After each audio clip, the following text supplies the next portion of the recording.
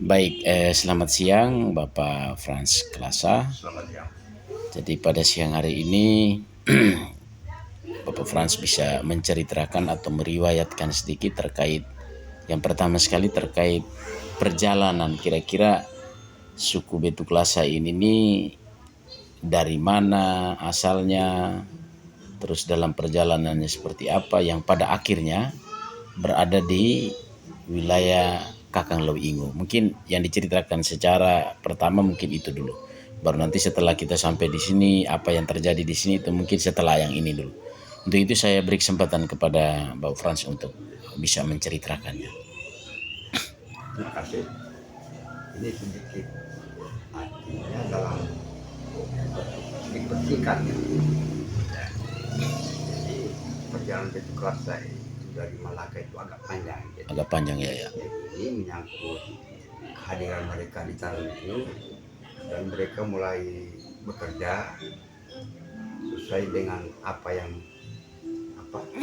tentara butuhkan. Jadi pertama-tama Betu Klasa singgah di Ake. Ake ya? Ake. Ake itu daerahnya sekitar di mana? Sekarang ini? Antara Subantobo dengan ada satu teluk sebelum masuk ke Lolaga, ada satu teluk antara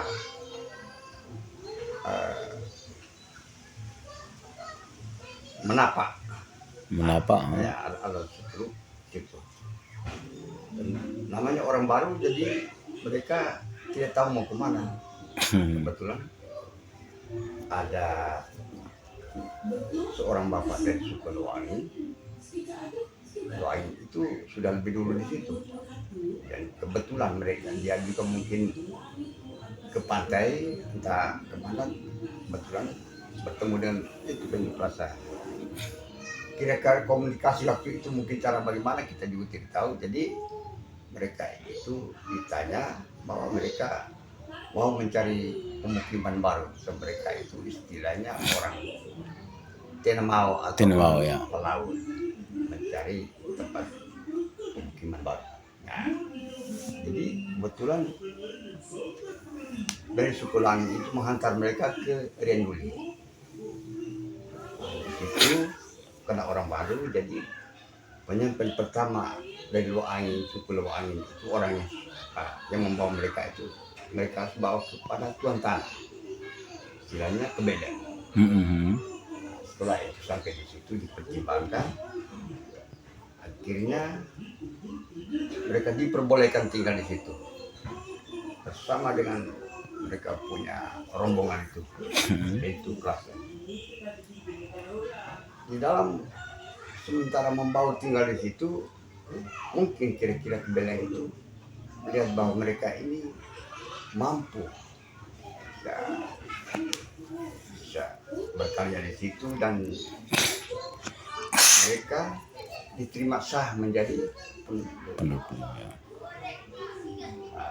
Setelah itu mereka tinggal di situ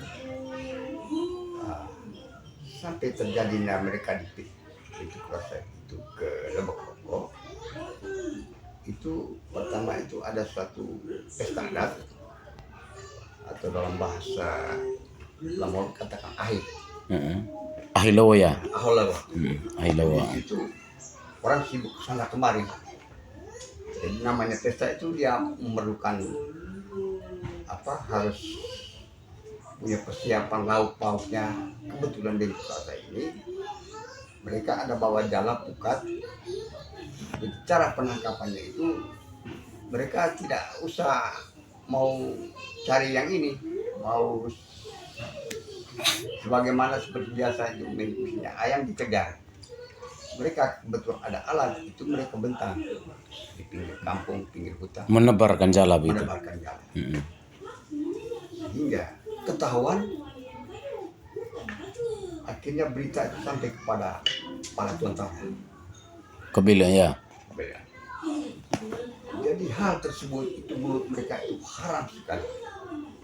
Dan itu menurut kepercayaan penduduk asli di situ itu haram, sangat haram sekali.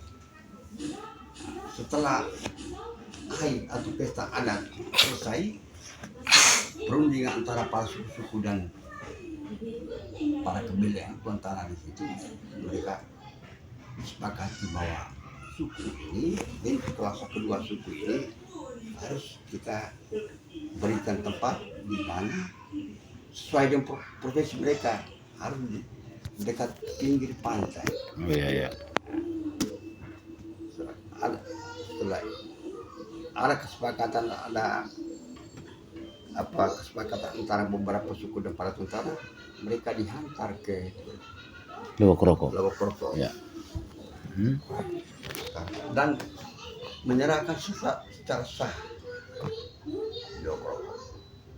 Di situ kira-kira menurut mereka bahwa itu tempat yang paling cocok untuk mencari nafkah, antara lain dengan melaut ya, melaut, karena dekat dengan laut ya. Jadi sementara itu, dan para tentara melihat bahwa mereka itu mampu dalam hal mengerjakan sesuatu, antara lain adalah bisa menebang dan punya kekuatan untuk menebang. Dan kenapa sampai Tuan Tanah bisa berikan hak dengan gratis? Karena waktu itu Raja Lantukang memerintahkan bahwa Lewi ini harus mempersiapkan bala bantuan bersama Raja untuk membantu perang di Timor ya, tepatnya di Oikusi. Ya.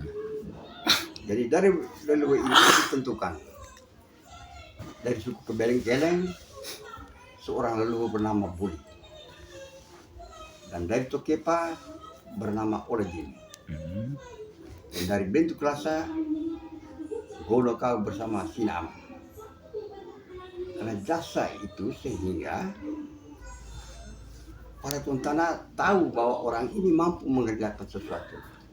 Jadi setelah tinggal di Lewak Rokok, dari Kebeleng memberikan hak untuk menebang.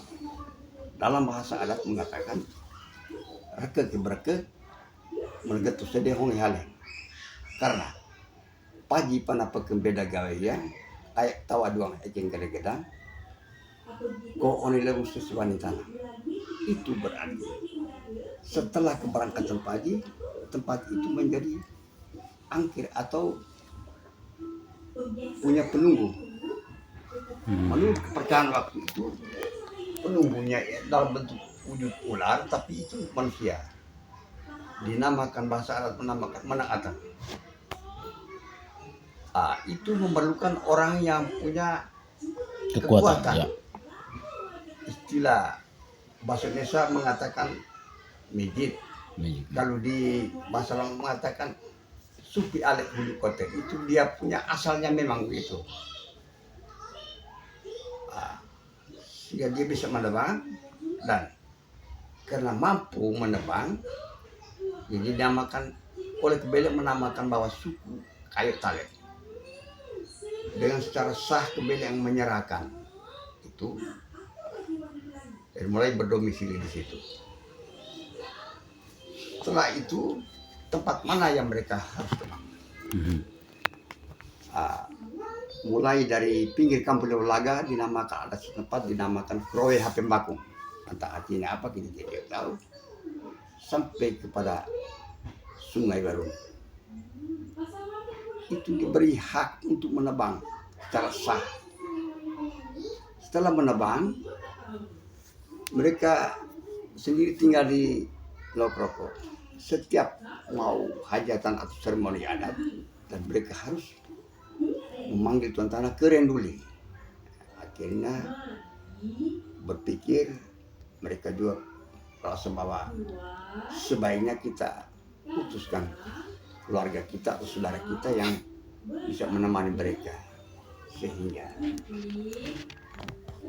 Kebeleng atau keluarga mereka yang dari rumpun Kunde Terontowo Sandori Ladoau yang datang bersama Bentuk Lasa, datang dan tinggal bersama Bentuk Lasa, dan tidak membaur bersama Bentuk Lasa. Ada satu tempat yang sekarang kita kenal dengan nama Gemune.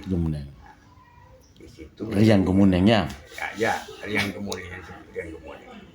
Jadi ada lokasi dua lokasi pemukiman Yang satu berdekatan juga ya. yang berdekatan. Tapi satu Lowokroko, satunya Riang Kemuneng. Jadi di situ dari penamaan juga beda ya. Ya Riang Kemuneng. Dan di situ sehingga dalam bahasa adat mengatakan rokok polo tibang bagi dong gumune hukum matang wa olorong berarti keduanya itu menjadi satu antara kebelian dengan kait talenya, sehingga tempat-tempat yang ditebang mulai dari pinggir Lolaga sampai ke Barunu itu menjadi milik antara kedua suku itu.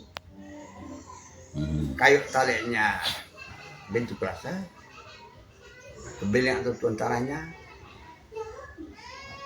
dari Loema yang keturunan Bersih. Sandori Ladoa, sehingga sampai sekarang kita kenal bahwa semua eta-eta yang newa-newa yang mulai dari Lolaga sampai ke Brunei terbanyak dan memang harus milik mereka berdua.